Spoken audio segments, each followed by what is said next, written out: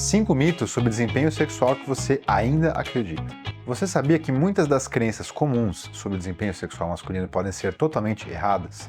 Nesse vídeo vamos revelar 5 mitos populares que podem estar atrapalhando sua vida sexual que todo homem deveria saber. Bom, antes vale lembrar que a gente traz essas informações para vocês, nós somos a Homens, uma plataforma digital que te conecta com os melhores especialistas em saúde sexual masculina e tudo isso sem você precisar sair de casa.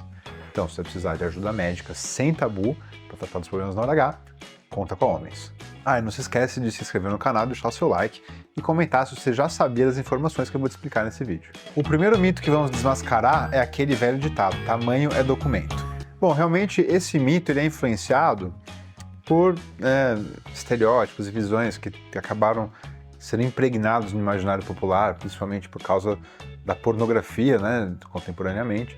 É importante ressaltar que muita parte da relação sexual não está na penetração, ou seja, estatisticamente a gente sabe que muitas mulheres elas reclamam que o que elas gostariam de ver no parceiro delas de melhor seria ele saber fazer um oral melhor, ou ele entender melhor as vontades dela, enfim, e a dinâmica da relação ser mais prazerosa, e isso, obviamente, depois acaba revertendo também em própria satisfação do homem, porque a parceira dele está mais estimulada, está mais feliz, e isso gera uma satisfação sexual maior para os dois. Então, essa é uma mensagem importante, que essa questão aí da penetração, ela recebe uma importância desproporcional se a gente for pensar em muitas partes do sexo que podem estar sendo negligenciadas.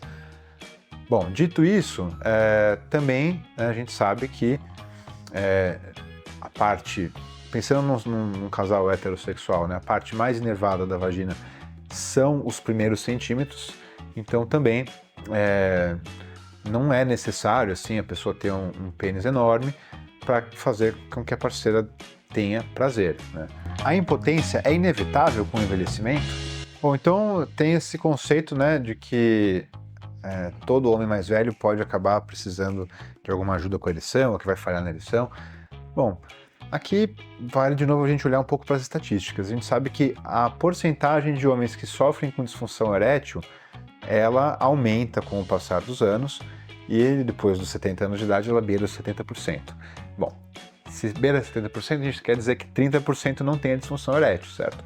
E que desses 70%, não é que eles vão ter necessariamente uma disfunção total, pode ser que ele tenha simplesmente uma dificuldade um pouco maior, que melhore com um remédio ou com algum tratamento, enfim. Então, assim, é fato que com o passar da idade aumenta o risco de ter disfunção erétil.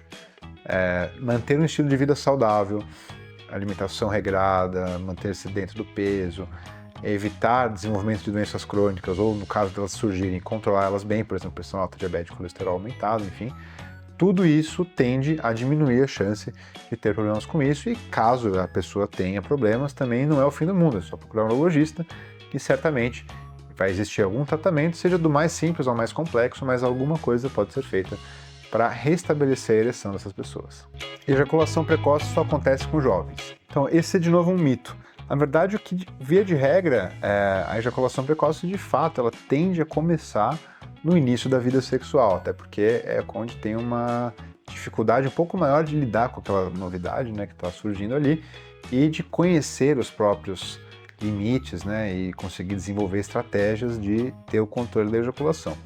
Então, é fato que todo homem no começo tende a ter um controle mais difícil da ejaculação e com o passar dos anos, a grande maioria dos homens vai desenvolvendo suas próprias estratégias, sua própria forma de lidar com essa questão e conseguir achar os seus mecanismos para controlar. Só que também pode acontecer de os homens, com o passar dos anos, irem carregando essa dificuldade e nunca terem solucionado ela até chegar nos 30, 40, 50 anos, então isso é uma possibilidade, nesses casos a gente deve tratar, ou se não, pode acontecer da pessoa nunca teve ejaculação precoce, ou só pontualmente, assim e tal, e aí passam muitos anos, aí lá pra frente, depois dos 40 anos, começa a surgir uma ejaculação precoce. Isso pode acontecer por motivos emocionais, ou até por uma insegurança com a própria ereção.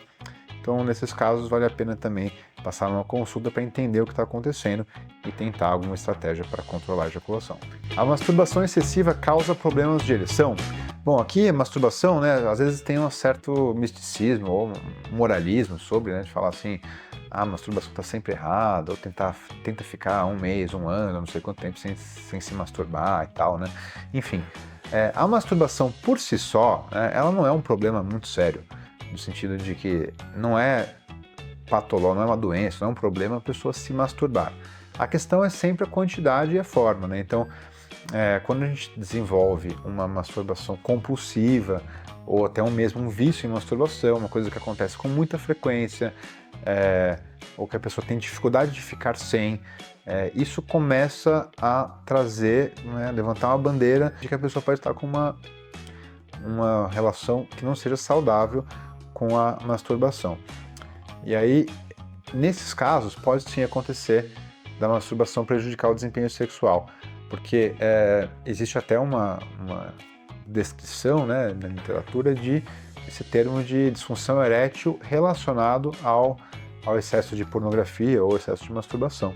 Então isso pode acontecer, sim, e porque as pessoas acabam às vezes, né, condicionando só, né, a excitação dela ou enfim, o desejo o ato da masturbação. Então depois de uma relação real ali com uma outra pessoa, o contexto fica menos interessante ou fica difícil de se adaptar e pode ter uma dificuldade de adaptação a uma situação real para uma pessoa que esteja tendo um uso abusivo de masturbação. Então isso pode acontecer, sim.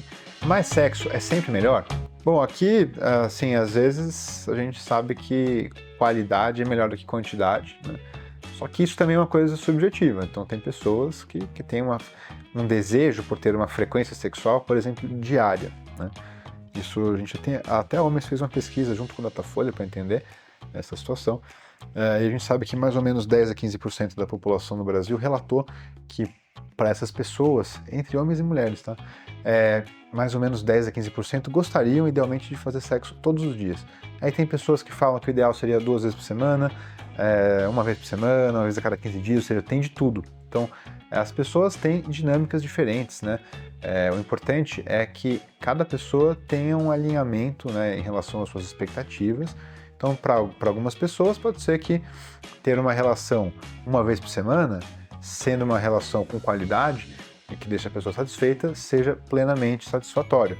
Já outras pessoas podem querer, né, ter relação diariamente, enfim, isso, se a pessoa conseguir, né, adequar isso na sua rotina e fazer isso acontecer, né, também tá ótimo, né? A questão só é não pensar que o número é mais importante do que a satisfação, ou seja, às vezes você tem uma pressão social, você acha que você deveria querer transar todo dia, tudo bem, se você estiver querendo uma frequência menor, né, desde que você esteja satisfeito e também, claro, a pessoa que é a sua parceira também esteja satisfeita, é importante achar esse equilíbrio no casal.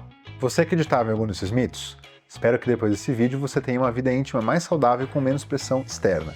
Se ficou alguma dúvida, lembre de deixar seu comentário aqui embaixo. Nosso vídeo acaba por aqui e eu te espero no nosso próximo encontro com mais dicas sobre saúde sexual masculina. Até a próxima!